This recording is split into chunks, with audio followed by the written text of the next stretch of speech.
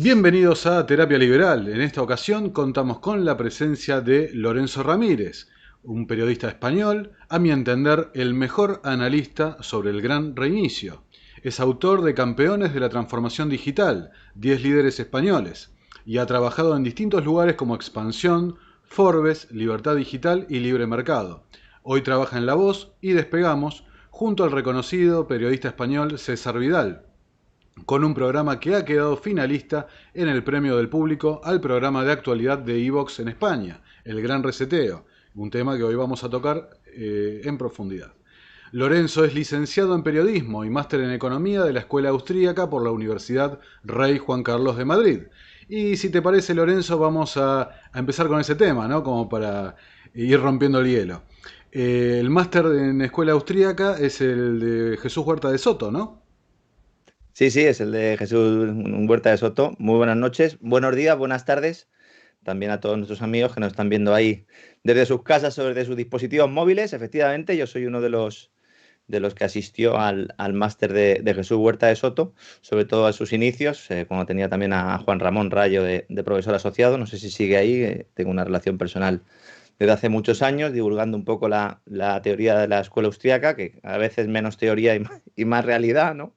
Y la verdad es que sí, también estuve en los inicios de Libertad Digital, el medio de comunicación español, que también tuvo una gran presencia austríacos, ahora pues muy reducida, ¿no? Pero sí, efectivamente, la verdad es que en ese máster pues aprendí muchas cosas. Yo tengo formación periodística tradicional, luego intenté estudiar economía, pero el keynesianismo me pudo conmigo, me ganó. Luego, posteriormente, lo he estudiado más en profundidad. Y precisamente me he dado cuenta de que los primeros que no han estudiado Keynes son los keynesianos actuales. Más allá de leer a Schiller, ¿verdad? Hay poco keynesiano que haya leído a Keynes, porque entonces se daría cuenta de que Keynes defendía algunas cosas que ahora, vamos, se echaría las manos a la cabeza, ¿no? Si viera a sus autodenominados sucesores aplicar políticas económicas en su nombre, ¿no? Pero sí, ese máster yo creo que es fundamental y yo siempre intento recomendar libros, sobre todo para entender todo el tema bancario de don Jesús Huerta de Soto. El de Dinero, Crédito Bancario y Ciclos Económicos a mí fue el que me introdujo en el mundo de la teoría austriaca. Además lo leí al poco de publicarse, se publica a finales de los años 90, justo cuando iba a empezar toda la serie de burbujas tras burbujas que nos han traído a la situación actual, y yo creo que explica muy bien la situación, más allá de estar de acuerdo o no con ese famoso debate, ¿no? Dentro de la escuela austríaca entre la gente que considera que la reserva fraccionaria de la banca es el gran problema y aquellos que apuntan a que en realidad es un problema más de descalce de plazos, ¿no? De inversión. Pero bueno, más allá de eso, yo creo que ese libro es fundamental y lo sigo recomendando en nuestros días junto con Economía Básica de Thomas Sowell, que yo creo que para introducirse en el mundo de la economía es un libro fundamental. Y de hecho, bueno, pues mucha gente en nuestro programa de radio, que poco a poco pues se va interesando cada vez más por la economía, pues siempre suelo recomendar ese libro porque ayuda mucho, ¿no? Ojalá lo leyeran muchos planificadores centrales, ¿verdad? Totalmente. El libro de Sowell. Mirá, por ejemplo, yo el libro de Sowell lo tengo acá, ¿no? Economía Básica. Bueno, está reflejada la imagen, así que se ve al revés. Pero fíjate, es un libro que no está disponible en la Argentina. Me lo hice traer de España. Y con eso te quiero dar pie a un poco a este tema, ¿no? De el adoctrinamiento, sobre todo, digamos que la economía, como dice Henry Hazlitt, ¿no? En Economía en una lección, es la ciencia con mayor cantidad de sofismas, porque hay grandes intereses detrás. Y justamente, ¿no? El tema con el que quiero arrancar la charla es el ciclo austríaco, la teoría del ciclo austríaco, y cómo lo importante que es conocer, al menos no necesariamente en profundidad, digamos, ¿no? Porque no todo el mundo tiene por qué conocer de economía, pero tener una noción de lo que explica la teoría del ciclo austríaco, muy bien reflejado en el libro de Jesús Huerta de Soto, como bien dijiste, y su relación con la realidad y con lo que está pasando hoy por hoy, ¿no? Que nos lleva al tema del gran reinicio. ¿Cómo lo ves, Lorenzo, la divulgación de la escuela austríaca y esta relación con la realidad, ¿no? ¿Cómo explica la realidad la teoría austríaca? Bueno, de hecho, la escuela austríaca o la teoría austríaca sale a la luz sobre todo después de la crisis de la subprime, porque de repente algunos autores de la escuela austríaca, pues de repente se vuelven mainstream en algunos medios de comunicación, especialmente en algunas páginas web, porque bajo la enseña o bajo el titular de que estos señores predijeron la crisis, ¿no? No se trata de predecir la crisis, porque si por algo se caracteriza la escuela austríaca es por no ser predictiva. Desde el minuto uno lo que dice es, oiga, hay una incertidumbre ineradicable, nosotros tenemos que tener claro cómo funciona la economía, que es una ciencia, y luego en función de eso, bueno, pues intentar que haya la menor injerencia posible en la toma de decisiones por parte de los agentes económicos para que los precios sigan cumpliendo su función fundamental, que es eso, orientar las decisiones de consumo, ahorro e inversión, ¿no? Claro, ¿cuál es la novedad que plantea un poco la escuela austriaca con respecto a la escuela monetarista o la keynesiana? Yo creo que hay más parecidos entre los monetaristas y keynesianos entre sí que cualquiera de ellos con la escuela austriaca. Hay gente que considera que como los monetaristas son muchos liberales, pues por lo tanto los de la escuela austriaca son también liberales y son lo mismo y no en absoluto. Pero una de las particularidades de la escuela austriaca es utilizar el factor tiempo, es decir, ver las decisiones y los procesos en economía como eso, como procesos dinámicos, ¿no? Algo que también ha estudiado mucho Huerta de Soto, y también la figura del empresario, del emprendedor, que también, pues Kirchner, por ejemplo, es un referente internacional en esta materia, ¿no? Entonces, la escuela austríaca siempre ha manifestado los problemas de la expansión crediticia sin base en ahorro real, lo cual también ha tenido un cierto componente en la escuela keynesiana. Minsky, por ejemplo, hablaba mucho de la sobrevaloración de los activos financieros. Keynes también, de alguna medida, en alguna medida, consideraba que había una exuberancia irracional, por utilizar las mismas palabras del bombero pirómano, que es como yo llamo a Alan Greenspan, que después de estarse en la Reserva Federal cebando la burbuja, luego saca un libro y dice, hay una exuberancia irracional. Hombre, la crea usted, entre otros, ha sido usted el responsable, ¿no? Luego ya llegó Bernanke y claro, le pegó fuego al chiringuito, ¿no? Como se dice aquí en España, pero básicamente es eso, ¿no? Entonces, estamos en un escenario en el que a principios de los años o finales de los años 90 surge la burbuja de las .com. A ver, yo creo que para entender todo esto hay que partir del fin del patrón oro, de un nuevo modelo económico en el cual hay un sistema de dinero fiat 100%. Y entonces a partir de ahí, bueno, pues empiezan a generar los incentivos perversos. El político tiene necesidad de gastar para estimular la economía, con esa vieja teoría keynesiana de que la demanda privada tiene que sustituir a la pública. Y eso, pues llega un momento en el que no se puede hacer solo con gasto público y entonces hay que endeudarse. Entonces hay unos incentivos brutales a que aumente esa deuda, ¿no? Nos plantamos en finales de los años 90 y entonces tenemos una burbuja de las .com, seguramente o en buena medida cebada por las inyecciones o la expansión monetaria de la Reserva Federal, y se toma la decisión, sobre todo tras el 11S, que es al poquito tiempo. Yo siempre digo que el 11S, si no se hubiera producido el 11S, habría habido una crisis económica de caballo igual. De hecho, se culpa siempre al 11S de esa crisis, y la crisis ya había comenzado en Estados Unidos, ¿no? Entonces, a partir del 11S ya sí se inicia una expansión monetaria importante que desemboca finalmente en la crisis subprime. No olvidemos que Krugman, que era el ideólogo de la progresía norteamericana, que uno de los economistas de cabecera de Krugman, lo que planteaba era la creación de burbujas, en concreto de la inmobiliaria, para salir de cada crisis, ¿no? Entonces, si algo nos ha enseñado la teoría austríaca es que si tú haces una expansión monetaria sin base en ahorro real, se genera una sobrevaloración de negocios no rentables, se generan burbujas cuando ya llega la crisis inevitable, pues tú, en principio, hasta el siglo XXI lo que se permitía era quebrar a las entidades y que hubiera un cierto saneamiento de la economía. La principal novedad desde esta crisis de las .com que veo yo, a mi juicio, es que no se ha dejado sanear estas economías. Es decir, no se han permitido la quiebra ordenada de los negocios, que solo son rentables con tipos de interés manipulados artificialmente a la baja, ¿no?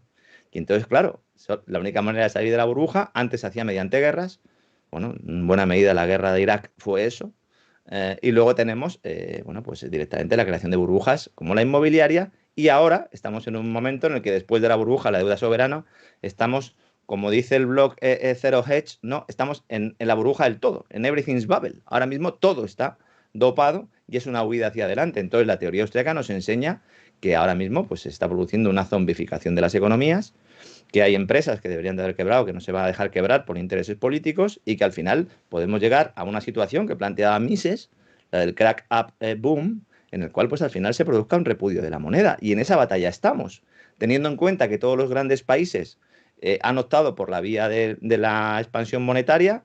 Japón fue el primero, ¿verdad? El que marcó el camino. Ahora todos somos un poco Japón, pero hay que tener en cuenta que China va a apostar fuerte con su divisa, con el yuan digital. Y bueno, yo creo que ahí hay una lucha importante.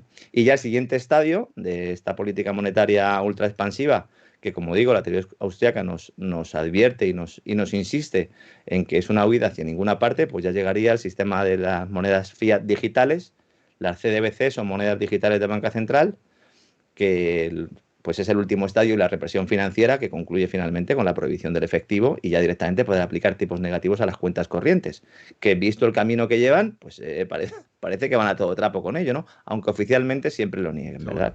Entonces, bueno, yo creo que la teoría austríaca sí nos da ese marco para comprender todo este proceso.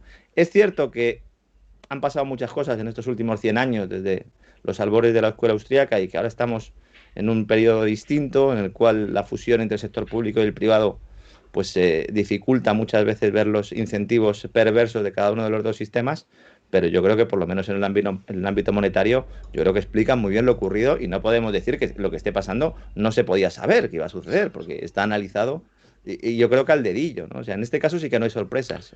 Aquí sí que hemos podido erradicar la Claro, incertidumbre. vos fíjate, como bien dijiste, ¿no? La teoría austríaca no es predictiva, es explicativa. Sin embargo, la han convertido en algo predictivo.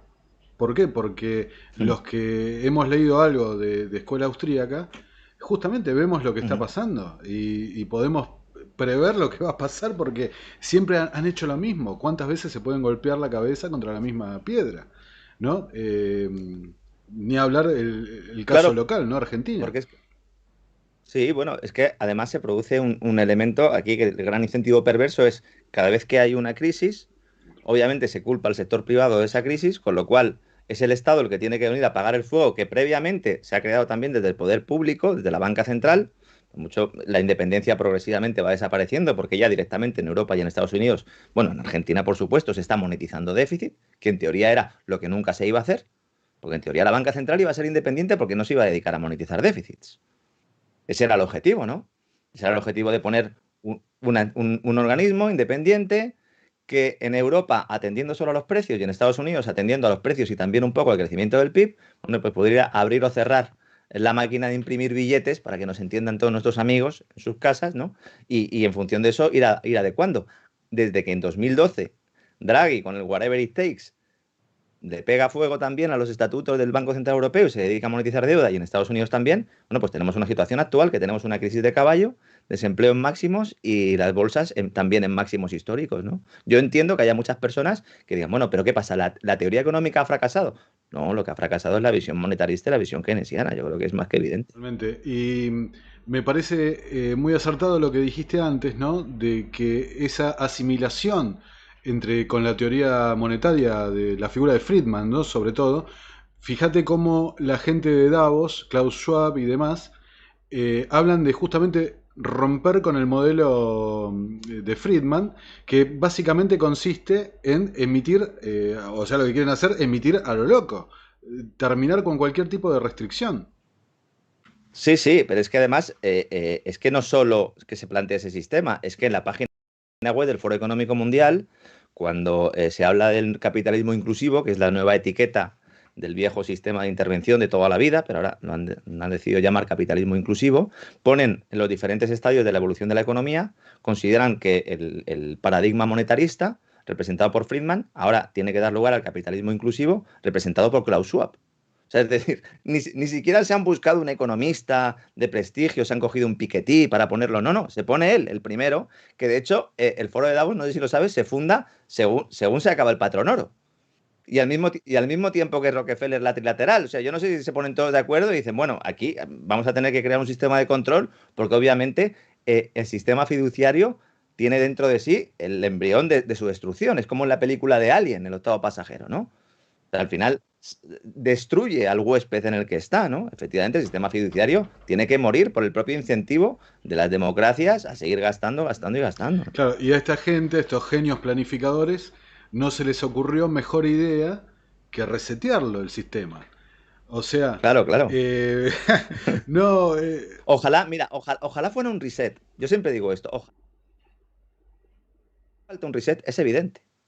De hecho, el concepto no se coge de forma casual, porque había una serie de teorías desde hace ya tiempo planteando que hacía falta un gran reseteo. Se hablaba incluso de determinados foros de la necesidad de la vuelta del patrón oro y todo este tipo de historias. Entonces, lo que han hecho ha sido coger el mensaje, porque, vamos a ver, estos ingenieros sociales, hay que decir que no es que sean ingenieros sociales en su tiempo libre, es que su trabajo fundamental es intentar construir un nuevo mundo y no lo ocultan. Es decir, Klaus Schwab tiene un libro que se llama COVID-19, The Great Reset, publicado en junio del año pasado, a escasos meses de la declaración de la pandemia, a 3 meses de la declaración de la pandemia, que fue el que me motivó a mí a denominar o a llamar al programa que hago con César Vidal los sábados en cesarvidal.tv, El Gran Reseteo, donde es un libro que yo recomiendo que todo el mundo se lea para ver los planes que tiene esta gente y sobre todo la forma de pensar. O sea, tienen dos obsesiones fundamentales. Uno, la cuarta revolución industrial, sobre lo que Klaus Schwab es un gran especialista. De hecho, él de lo que más ha escrito es de esto. Es un declarado transhumanista y considera que tenemos que ir a una sociedad un poco como también plantea el director de Google, ¿no? Ray Cardwell, ¿no? Una sociedad en la que hay que ir a una evolución del ser humano y esa evolución pasa primero por la fusión de la tecnología y los seres humanos y segundo, bueno, pues por una lucha contra el cambio climático en la cual pues el hombre es el principal causante de la misma y por lo tanto pues hay que hacer una reconversión completa de la economía, ¿no? Si te fijas, los mensajes que se lanzan desde el Foro Económico de Davos son mensajes muy antiguos, que también surgieron al principio de la Revolución Industrial. De hecho, muchos de esos mensajes son los que están en el germen también del marxismo. Es decir, que la búsqueda del beneficio no es algo adecuado por parte de las empresas, que hay que tener una responsabilidad social de las empresas con los diferentes colectivos a los que afecta, que el Producto Interior Bruto y la búsqueda del crecimiento no debe ser una de las principales prioridades, que tenemos que desindustrializar algunas zonas en beneficio del cambio climático. Todo esto son excusas, primero, para mantener determinados países en la pobreza, países que van a tener que producir energía a un coste completamente inasumible, que todavía no se han industrializado, lo cual es profundamente egoísta. Ellos que siempre dicen que son muy solidarios, pues no, porque ahora que el primer mundo se ha industrializado, de hecho ya está en la fase posterior, que es la de la economía de servicios, entonces le decimos a los países del tercer mundo o en vías de desarrollo que no pueden quemar carbón y que tienen que poner paneles solares y molinos de Iberdrola. Y entonces hay que poner los aerogeneradores de Iberdrola y hay que poner paneles solares y el coste es eso, ¿quién lo paga? Y entonces, como no lo pueden pagar, pues entonces ya tenemos otra excusa para seguir endeudándoles vía Banco Mundial o Fondo Monetario Internacional, que son dos organismos calificados tradicionalmente de neoliberales, pero que son profundamente intervencionistas. Hasta tal punto de que lo que hacen es saquear países para dar beneficios y privilegios a determinados grupos corporativos multinacionales que se acuestan con el poder compartiendo mesa mantel, la cama y lo que no es la cama. Entonces, todo esto es un análisis que no se hace, pues porque mucha gente no sabe lo que es el neoliberalismo o no sabe lo que es el liberalismo, porque organismos que son profundamente conservadores se les califican de liberales y luego sobre todo por un desconocimiento de los fundamentos de la economía, que no es casual. Antes planteaba lo de los sofismas, no es casual. O sea, la economía está diseñada para que no se comprenda, porque si se comprendiera, los políticos, los planificadores no podrían cometer las fechorías que cometen. Y a que le expliquen lo que son los tipos de interés negativos, yo en mi programa procuro hacerlo día sí y día también, como bien sabes, yo lo explico de una manera muy sencilla. El tipo negativo es la destrucción del dinero. eh, comer el capital descaradamente. Yo a los espectadores, ¿no? A los oyentes en formato podcast, de Argentina les súper recomiendo que escuchen el programa de César Vidal, en particular la columna de Lorenzo, de Despegamos, porque justamente lo que acaba de decir, él se encarga de explicar la economía en términos entendibles para el común de la gente. Y bueno, tocaste temas muy profundos realmente. Por ejemplo, Eh, Recién dijiste el tema del FMI, el Banco Mundial y demás, ¿no? Hay un gran desconocido, que es el Banco de Pagos Internacionales.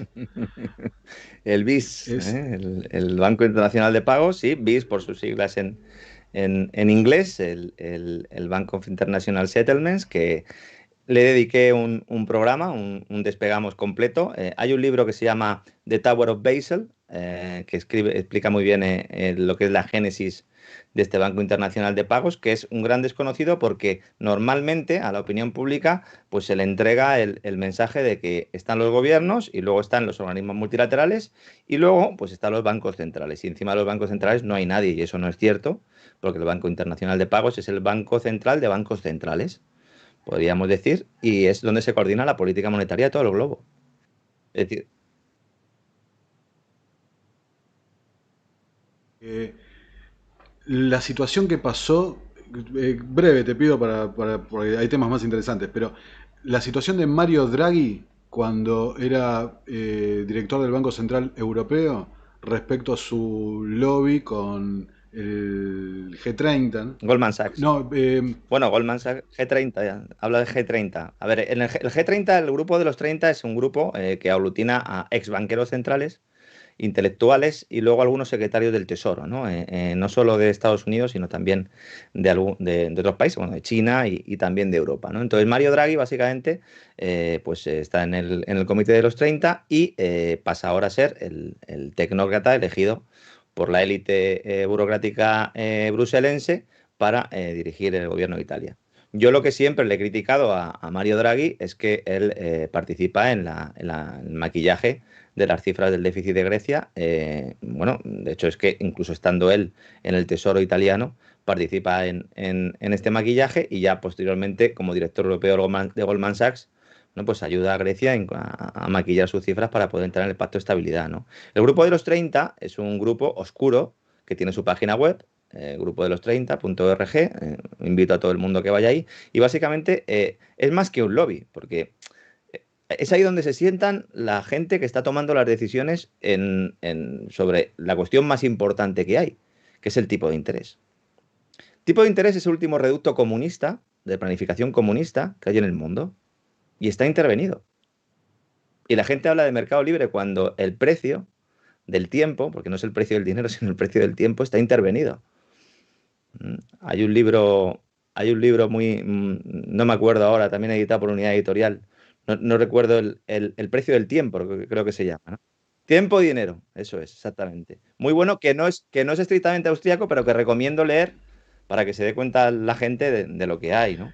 Entonces, sí, bueno, digamos que hay una serie no hay un gobierno invisible, hay mucha gente con cargos que toman decisiones de planificación económica mundial y que, bueno, pues se agrupan en distintos colectivos. Hay guerras entre ellos, pero sí existe una visión desde arriba de ingeniería social y de arquitectura social que siempre ha fracasado a lo largo de la historia porque imposibilita el cálculo económico, como bien exacto. demostraron Mises Hayek y compañía, Claro. ¿no? Y esta gente inclusive se intercambia figuritas, ¿no? El caso de Christine Lagarde, pasando de Claro. ministra Mm. en Francia al FMI, que gracias a vos me enteré que Lagarde ni siquiera es economista.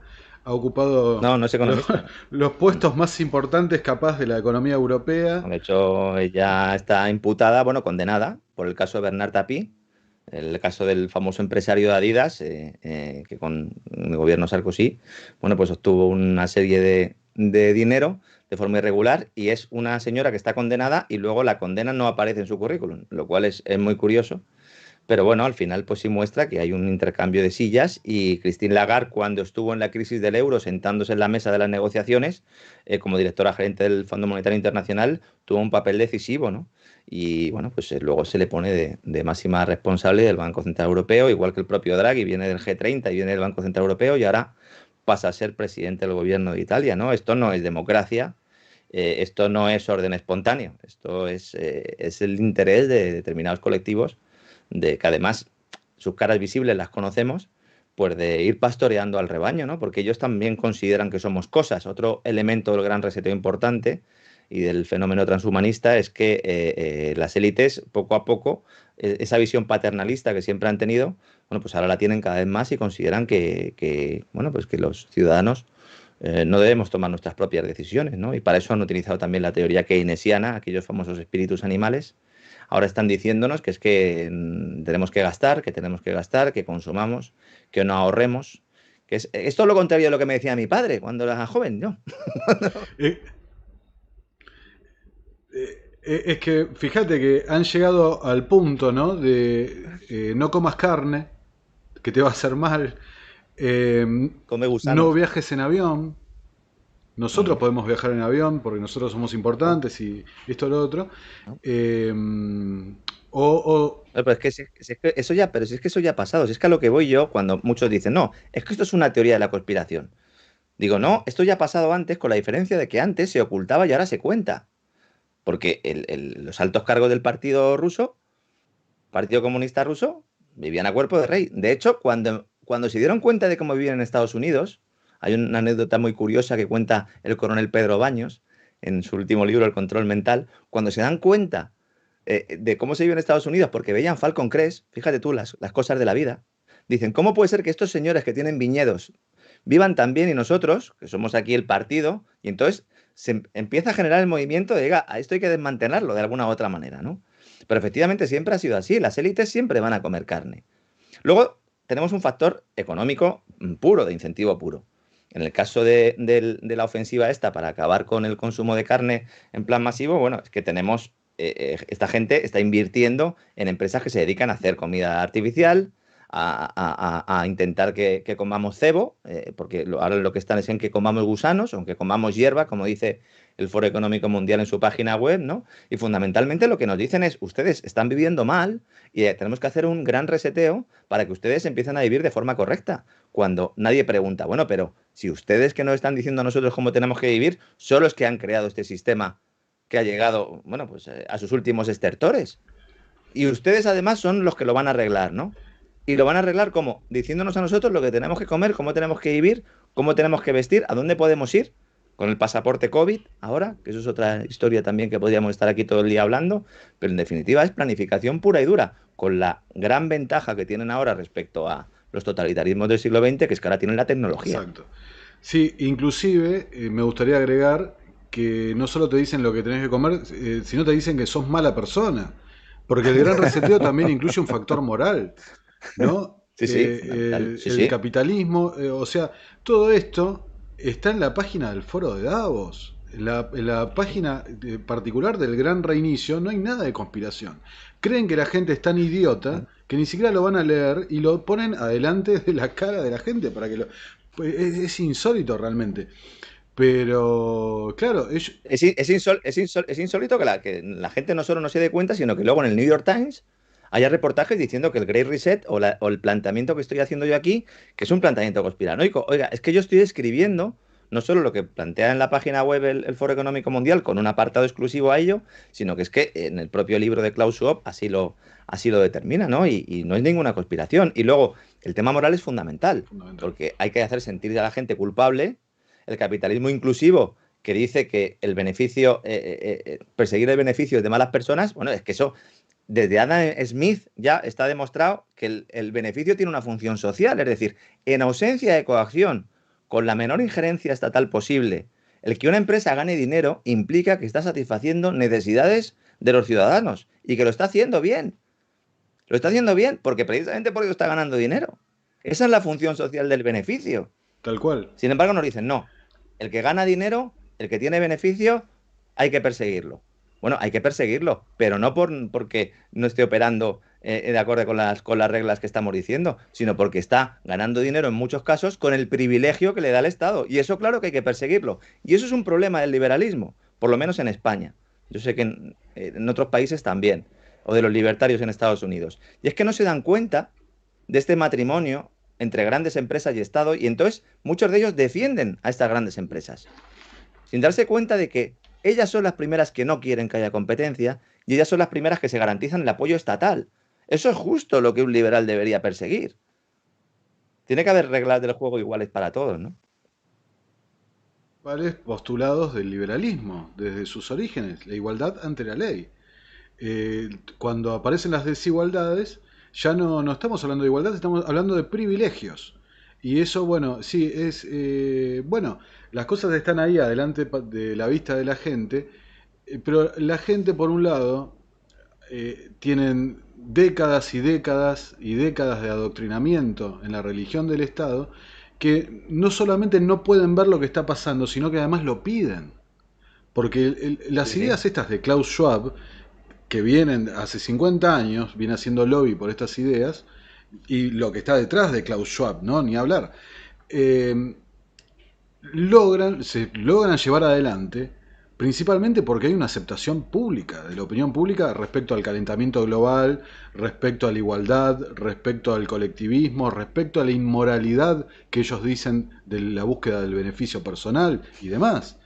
Entonces, claro, el punto central es ese. Cuando conquistaste a la opinión pública después de siglos de venderle una idea, es muy difícil dar marcha atrás, ¿no? Entonces, yo lo que veo, no sé cómo, ahora te voy a preguntar qué es lo que pensás, que estamos viviendo un momento crítico, ¿no? De un cambio de paradigma muy fuerte.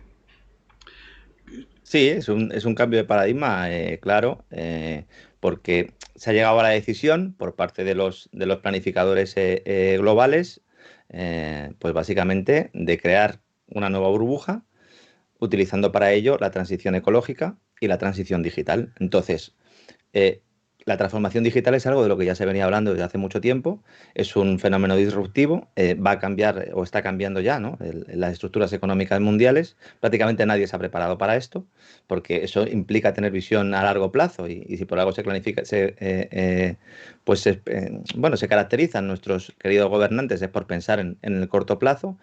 Con la llegada de la pandemia todo esto se ha acelerado, ha sido un catalizador de todos estos procesos y luego la transición ecológica, el calentamiento global, la calentología, que es como yo llamo a esta nueva religión que han creado pues básicamente para unir moral y también financieramente los deseos de los ciudadanos, porque se va a financiar fundamentalmente con los impuestos presentes y futuros, es decir, con deuda pública, promover un cambio de patrón, un cambio de modelo, ¿no?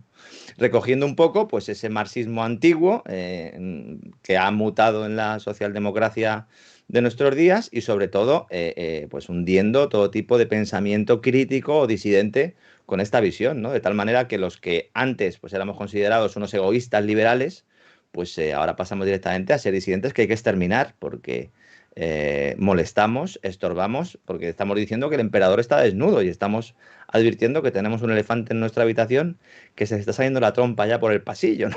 Aunque haya mucha gente que no quiera verlo, ¿no? Pero sí, la educación es fundamental y obviamente se ha hecho un trabajo bueno. El Estado, la educación estatal, ¿qué va a hacer siempre? Pues Del Estado. defender el statu quo, el del Estado, obviamente, ¿no? Claro, vos fijate. Sí, Imagine, perdón. no, algún teórico decía, bueno, imagínense entregarle a nuestros hijos al Estado, ¿no? Durante una tercera parte de sus vidas, ¿no? Bueno, pues es lo que estamos haciendo hoy en día, ¿no? Claro, bueno, cuando nosotros establecimos un contacto, ¿no? Cuando empezamos a charlar, que te mandé el material que yo había hecho del Gran Reinicio, bueno, fíjate que hice una comparación con el manifiesto comunista, ¿no? Y cómo se ha ido traduciendo en la realidad. Mm, Y te llevo al tema este de la tecnología, ¿no? Te escuché el fin de semana con el tema de las Smart Cities, ¿no? Que te voy a ujú. pedir que amplíes un poco el concepto. Y me puse a pensar en un caso. Acá en la Argentina, durante el comienzo de la cuarentena, digamos, se establecieron permisos de circulación. Entiendo que en España también, ¿no? Se declaró esenciales a determinados tipos de actividades y otras no. Y te pongo Ujú. un caso mío, ¿no? Personal. Yo fui designado como una actividad esencial porque trabajo en comercio exterior. Y me otorgaron un permiso de circulación al principio. Y todo el trámite, toda la burocracia, ¿no? Para conseguir esos aberrantes permisos, comunistas permisos, era todo online, sin ningún tipo de contacto con ningún funcionario público y demás. En mayo, al cuarto reempadronamiento de estos permisos de circulación, el mío quedó en un glitch, ¿no? Y no fue otorgado. Entonces yo estuve desde mayo hasta que se dejó de exigir el permiso, moviéndome clandestinamente, digamos, ¿no? Ilegalmente por la calle. Un forajido. Exacto. Ahora, esta suerte de estado digital, de neoestado, ¿no? De estructura burocrática digital, donde no hay una contraparte humana, los peligros que puede llegar, ¿no? En el caso mío no hay ninguna conspiración, un error de sistema, Argentina no funciona nada. Pero me dejó pensando qué puede llegar a pasar, ¿no?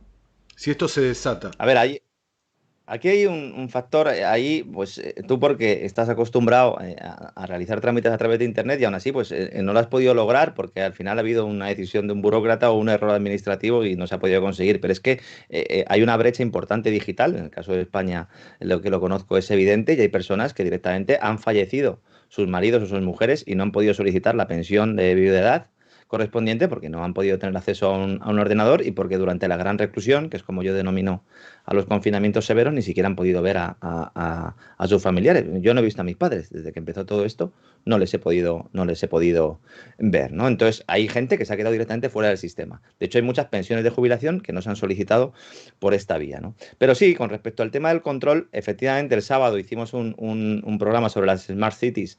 Lo iba a dejar para un poco más adelante porque había hablado de las Big Techs hacía cosa de un mes y lo que pasa es que, bueno, pues la noticia de Associated Press que publicaron en relación con el proyecto de ley este de Nevada, en el cual pues se va a entregar parte de tierra a las compañías tecnológicas para que puedan formar gobiernos, para que puedan poner impuestos, y hacía yo una crítica diciendo que aunque los libertarios estén muy contentos por esto, no tienen que estar tan contentos porque lo que estamos hablando es de que el Estado da privilegio a una serie de compañías a las cuales ya ha dado privilegios a lo largo de los tiempos, y esto es importante entenderlo, para crear un nuevo Estado corporativista que se parece mucho más a los estados totalitarios de mediados del siglo XX. Antes hablaba del Estado comunista, ahora estoy hablando del Estado nazi, en el cual empresarios y estados se unen para un único fin. ¿Cuál es el problema? Efectivamente, que ahora puedes matar digitalmente a un ciudadano de forma muy sencilla. Hemos tenido el caso de que las redes sociales han censurado, y las grandes cadenas de televisión, al presidente de Estados Unidos. O sea, si han acabado con el presidente de Estados Unidos, pues ¿qué pueden hacer con cualquier ciudadano, no? Entonces, muchos liberales o muchos libertarios están planteando, bueno, claro, pero cada empresa privada debe tener la posibilidad de decidir, de tener su derecho de admisión, ¿no? Yo siempre digo sí, pero siempre y cuando no se violen leyes y derechos fundamentales, ¿no? Y además en este caso es que están ahí las Big Tech por su matrimonio con los estados, porque las agencias de defensa trabajan codo a codo con las Big Tech y llevan trabajando desde hace mucho tiempo con las grandes tecnológicas. Hasta ahora, el principal problema para controlar a los ciudadanos era que había una disgregación o una falta de homogeneización de las redes. Es decir, uno puede tener circuitos cerrados o sistemas de vigilancia en determinados edificios o en determinadas empresas, pero integrar todo eso es complicado. Ahora hay empresas tecnológicas que están trabajando directamente para la CIA, para servicios secretos y los servicios de seguridad de todo el planeta, para integrar todas estas bases de datos y poder, de alguna manera, pues hacer un seguimiento de un ciudadano no solo dentro de las fronteras, sino más allá de las fronteras. Lo que hemos visto en las películas, pero en películas de hace 5 o 10 años, tampoco hace falta irse mucho más atrás, lo tenemos ya aquí, ¿no? Entonces, hay un libro de una autora de izquierdas que se llama Capitalismo de la Vigilancia, que yo recomiendo a todos que lo lean para que vean hasta qué punto estas compañías están ya por encima del bien y del mal, ¿no? Y fundamentalmente a lo que se dedican es a la venta de nuestros datos.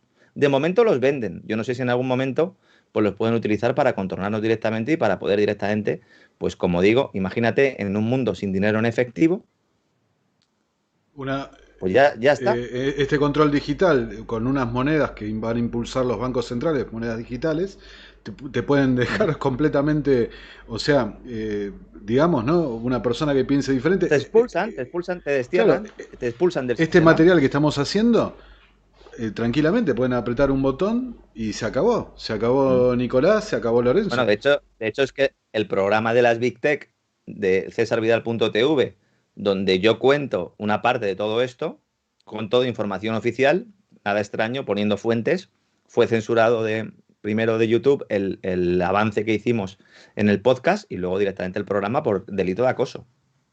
Consideran que el hecho de denunciar que Google y otras grandes tecnológicas están utilizando nuestros datos, ellos le llaman excedente de datos, porque cuando tú haces una búsqueda o compras algo por internet o realizas cualquier actividad a través de la red, pues obviamente, además de los datos que subes tú voluntariamente, pues facilitas otro tipo de información sin ser consciente, pues la IP, el territorio en el que estás, un target determinado de cuál puede ser aproximadamente tu edad para que le sirva a las compañías publicitarias, y todo eso ellos le llaman el excedente de datos.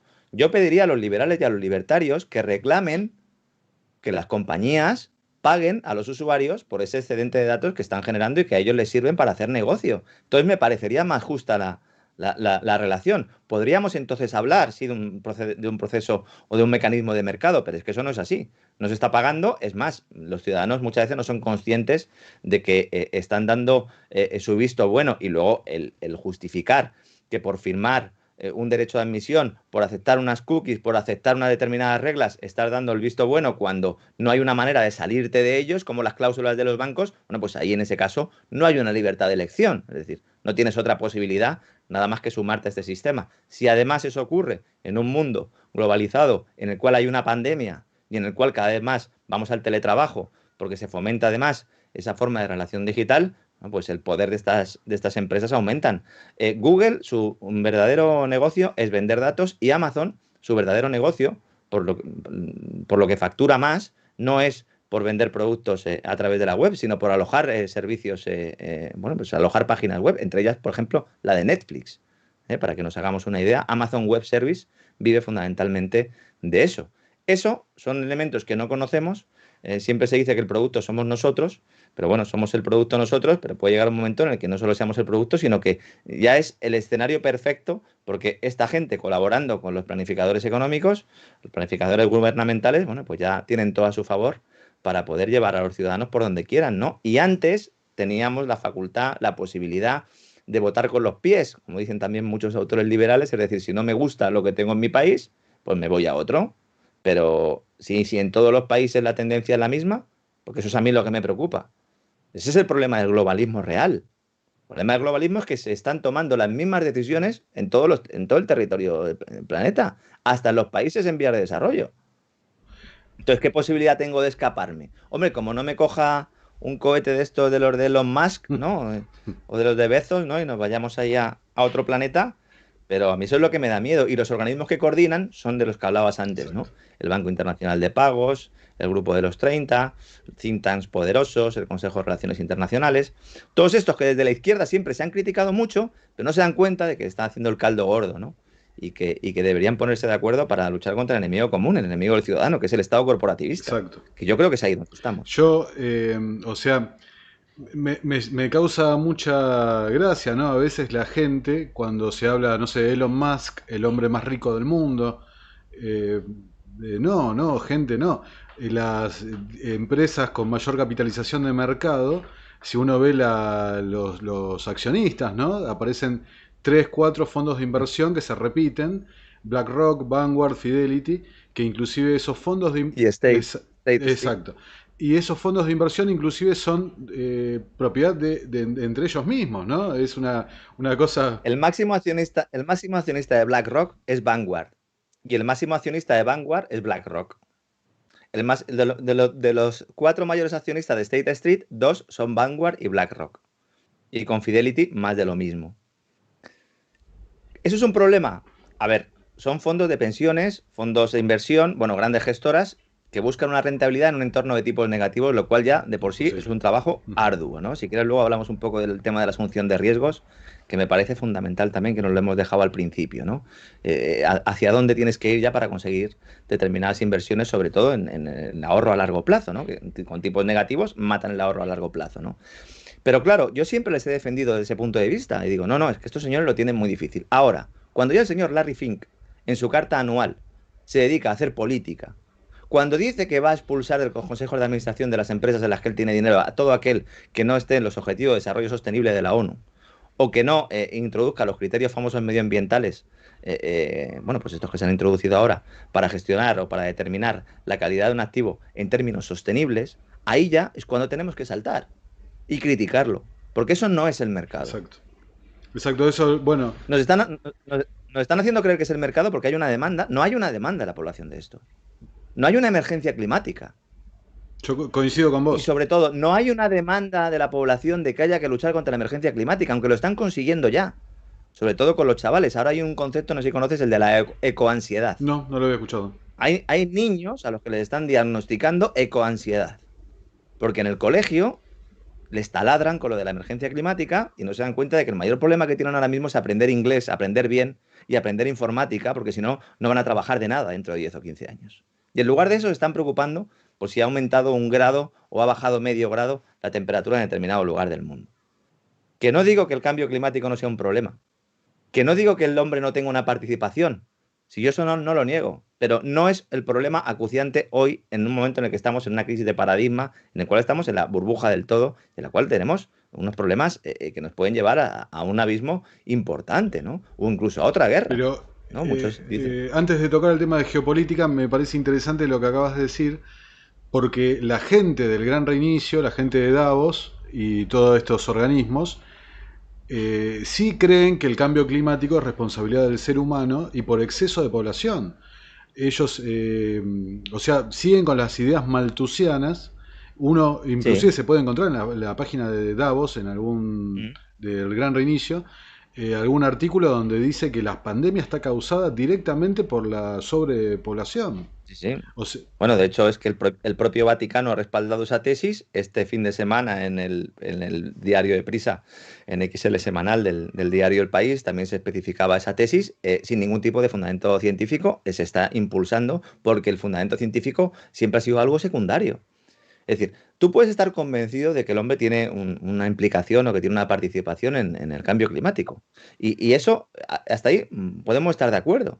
Hay algunos ambientalistas que dicen que todo este proceso es la mayor estafa de la historia. Tenemos el caso bueno, pues, del propio Bjorn Lomborg, ¿no? Que es uno de los ambientalistas que se ha bajado del carro, o también el otro autor, el autor del libro Apocalypse Never, ¿no? Hace poco también ha salido a escena, o el propio expresidente de Greenpeace, que ha dicho que el carácter antropogénico del cambio climático es la mayor estafa de la historia. Es decir, no hay un consenso, pero bueno, aunque admitiéramos ese consenso, la pregunta sería, ¿y es una prioridad en un mundo que se encamina hacia un paro endémico en el cual vas a tener que aplicar el salario de subsistencia entregados por el poder público, en el cual tienes una política monetaria que nos ha llevado a un territorio desconocido que ni siquiera los propios banqueros centrales saben cómo van a salir de esta, con una amenaza de inflación que ahora muchos están empezando a ver, que quizás es el componente que falta de la teoría austríaca? La inflación no ha llegado, por lo menos, en indicadores como el indicador de precios a consumo, aunque si analizamos la evolución de los activos financieros y de activos inmobiliarios, vemos que sí se ha producido esa inflación, ¿no? Pero en todo caso, estamos en un contexto en el cual, oiga, vamos a solucionar los problemas que tenemos ahora y efectivamente, pues podemos ir hacia un modelo más basado en energías renovables, que yo creo que es el futuro, pero si ese fuera el objetivo real, no se demonizaría la energía nuclear, por ejemplo. Si el objetivo fuera dejar de emitir CO2, se estarían construyendo centrales nucleares por todo el planeta. ¿Por qué no se construyen? el interés claramente es beneficiar a una élite, ¿no? Una élite que, Y bueno, a un lobby de la calentología que se han posicionado muy bien, que ya desde que Al Gore pues lanzó aquella campaña, claro, se han ido posicionando, que tienen unos intereses importantes y que además, en su locura neo-keynesiana, pues consideran que es la vía para poder crear esa demanda por parte del sector público que el sector privado no va a hacer por su cuenta, porque no olvidemos que como nosotros no somos capaces de determinar lo que nos conviene, ellos sí nos lo van a decir y por eso nos tienen que llevar a esa transición ecológica que con criterios de mercado nunca se podría hacer a la velocidad que ellos quieren, por lo tanto tienes que intervenir, ¿no? exacto, Porque ahora mismo lo que necesitas es que la energía sea barata, no que sea limpia. exacto. Es que yo entiendo que este discurso, alguno dirá, bueno, pero este está loco. No, es que hay países que necesitan quemar carbón, porque necesitan energía barata, porque necesitan industrializarse, porque necesitan, lo que no podemos hacer es decirle a determinados países, no, mire, a usted le vamos a poner aranceles, usted no va a poder quemar carbón, me va a poner usted los aerogeneradores.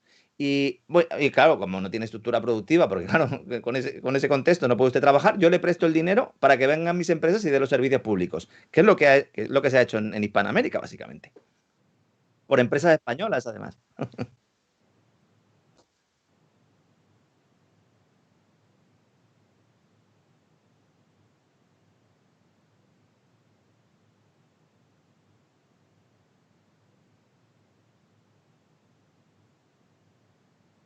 paradigma que estamos viendo.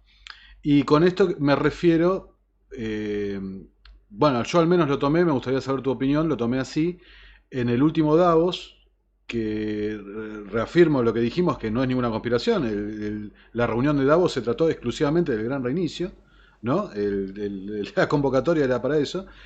Klaus Schwab, casi orgiásticamente, ¿no?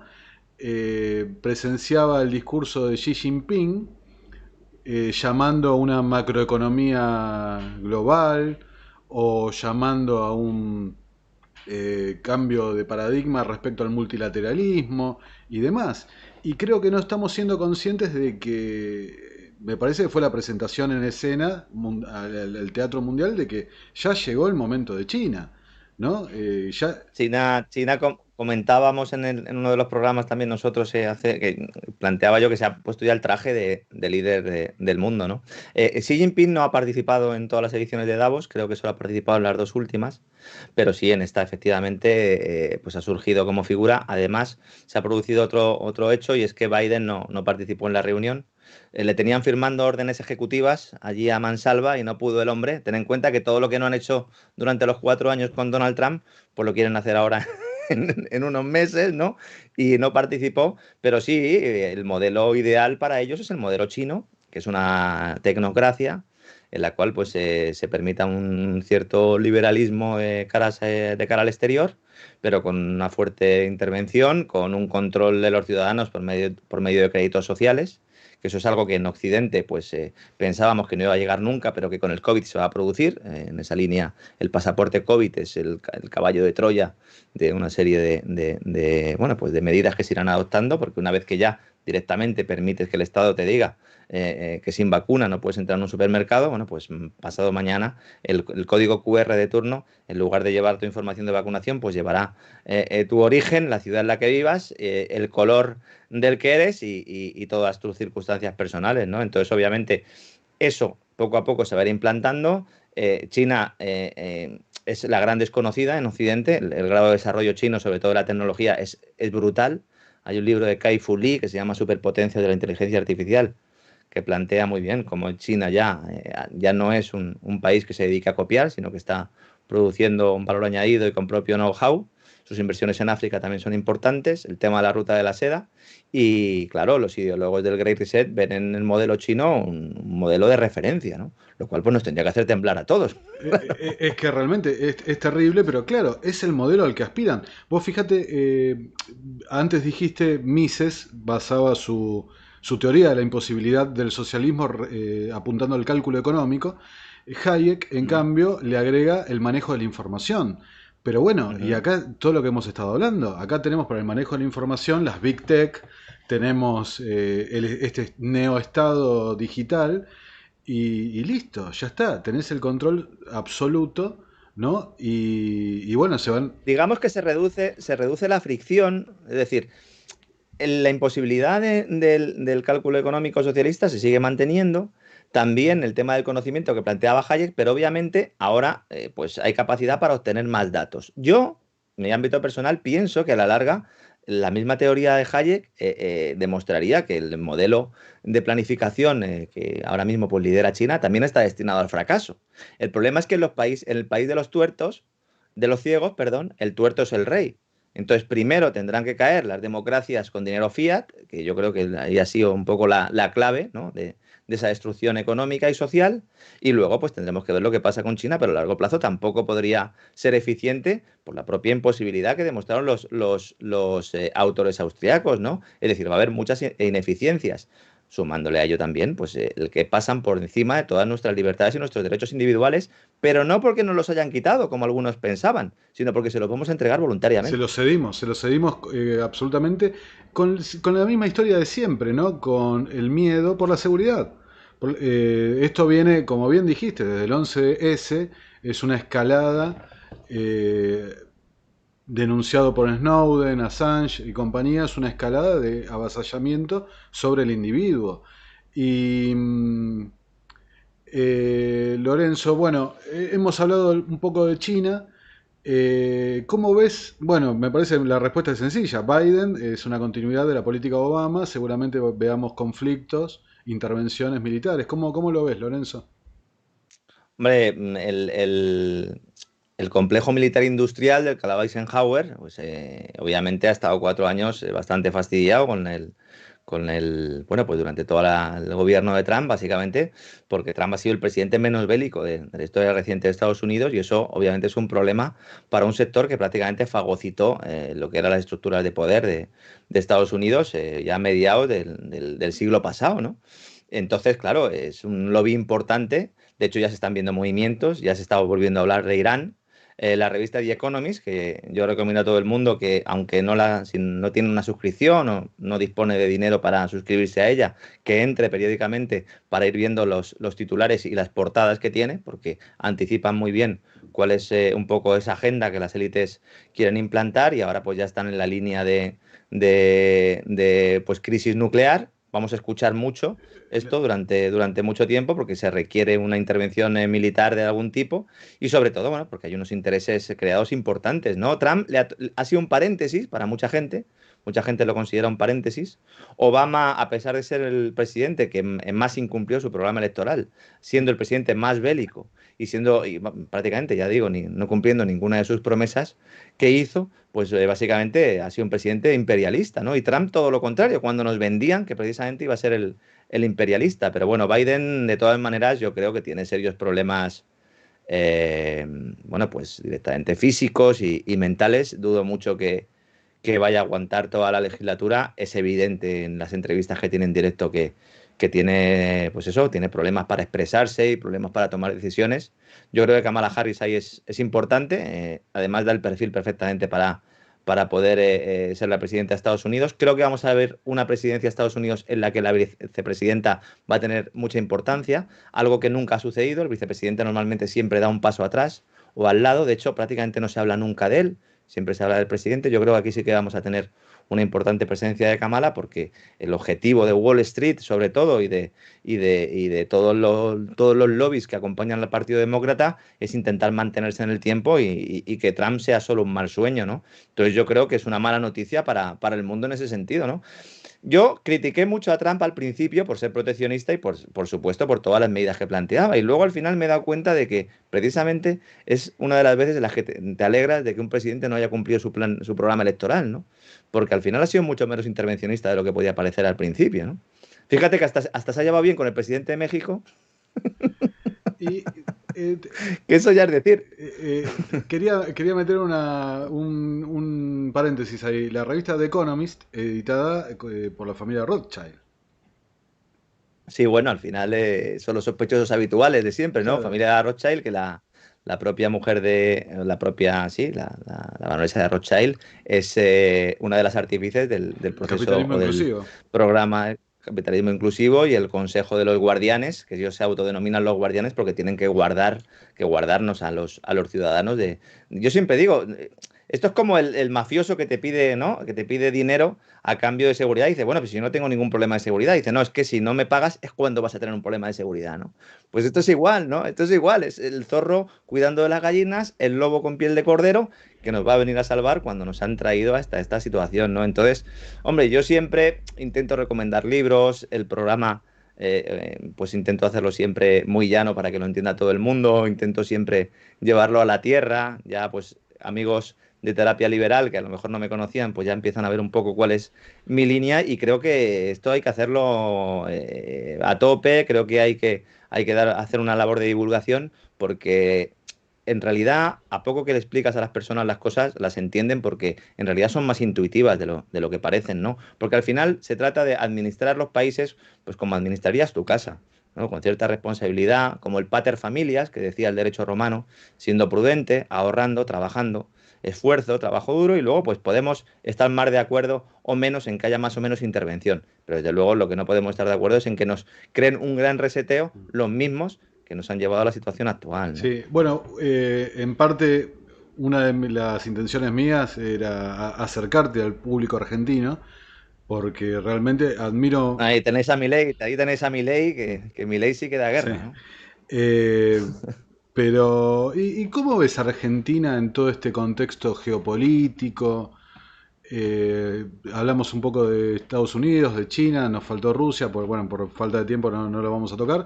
¿Cómo ves Argentina? No, Rusia, si quieres un pequeño Sí, comentario, Rusia tiene tiene una serie de problemas y es que aparte de que ha perdido una cantidad importantísima de territorio respecto a cuando era el régimen comunista, también tuvo serios problemas financieros porque no olvidemos que el saqueo de la primera Rusia democracia con Yeltsin y compañía, pues básicamente lo que se hizo fue utilizar el dinero de los norteamericanos, de los contribuyentes norteamericanos, para financiar a los amiguetes de Yeltsin y para dejar el país como un solar. No en vano, esa fue la razón principal de que surgiera Putin, ¿no? Putin ahora mismo pues ha dado un paso hacia un lado, tiene sus alianzas normales como es normal con China, aunque yo creo que en algún momento tendrá que haber algún tipo de enfrentamiento, o por lo menos de cambio de papeles, porque si Rusia deja pasar mucho tiempo a través de la ruta de la seda, China se puede hacer con unos mercados que son fundamentales para Rusia, pero claro, la principal ventaja que tiene Rusia es que suministra el gas a Alemania y que a través, bueno, pues por eso de ahí viene el conflicto de Ucrania, etcétera, etcétera, ¿no? Entonces, ese es el factor un poco que tiene de peso o de poder para poder seguir teniendo un papel geopolítico importante, ¿no? Obviamente el petróleo también es relevante, pero bueno, estamos en un contexto en el que a lo mejor la demanda de petróleo, aunque ahora el barril esté subiendo, pues si siguen las restricciones y se sigue habiendo problemas, pues es normal que no repunte, ¿no? En el caso de Argentina, hay mucha gente que en España siempre decía, vamos camino de ser como Italia, decían en España. Y decía, no, vamos camino de ser como Argentina, vamos de cabeza. Y si España tuviera un banco central propio, en lugar de tener el euro, estaría como Argentina, porque los problemas son muy similares. Elevado intervencionismo, una tasa de paro impresionante que no es acorde con los recursos que tiene el propio país o que debería tener. El mercado laboral es bueno, pues una estructura muy rígida, no hay prácticamente, no se fomenta la apertura comercial ni el emprendimiento, le hace falta también una reforma educativa, es decir, está muy parecido, en una situación muy parecida a la que está España, ¿no? Y luego además para aumentar las similitudes, Macri ha sido un poco el Rajoy de Argentina. Y me explico, porque Macri podía haber hecho reformas. De hecho, cuando llega, él en principio plantea reformas, pero hace lo mismo que hizo Rajoy, ¿no? Que es, pues básicamente, no hacer esas reformas. La batalla política un poco, pues le va llevando por otros derroteros. Ya decía la escuela de la elección pública de Buchanan, ¿no? De la Public Choice, que tiene relación también con la escuela austriaca, aunque no es lo mismo, pero sí hemos vivido muchos autores de ella también, que el incentivo del político al final pues hace que es mantenerse en el poder y deja a un lado, ¿no? Otros elementos que son fundamentales para un gobernante, ¿no? Como la necesidad de hacer estas reformas, ¿no? Yo creo que en general a Hispanoamérica, América Latina, se le ha reservado un papel por parte de los ideólogos del gran reseteo de ser un suministrador de materias primas. China lleva ya tiempo apostando por esta vía.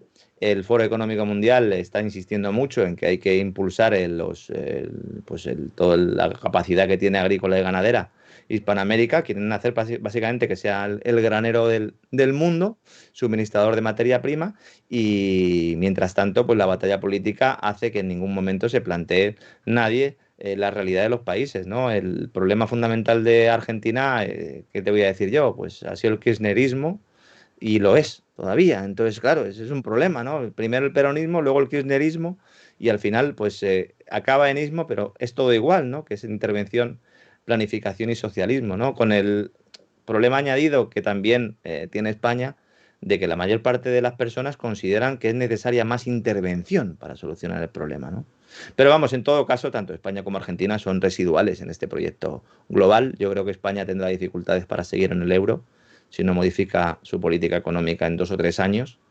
Y Argentina, bueno, pues también corre el riesgo de acabar siendo un estado fallido, ¿no? Que al final, pues se ha rescatado de forma recurrente, como lleva haciéndolo desde hace ya muchos años, ¿no? Maldito rescate, ¿no? Porque cada vez que dicen que sí a un rescate, pues aumentan los problemas, ¿no? Futuros de los contribuyentes argentinos.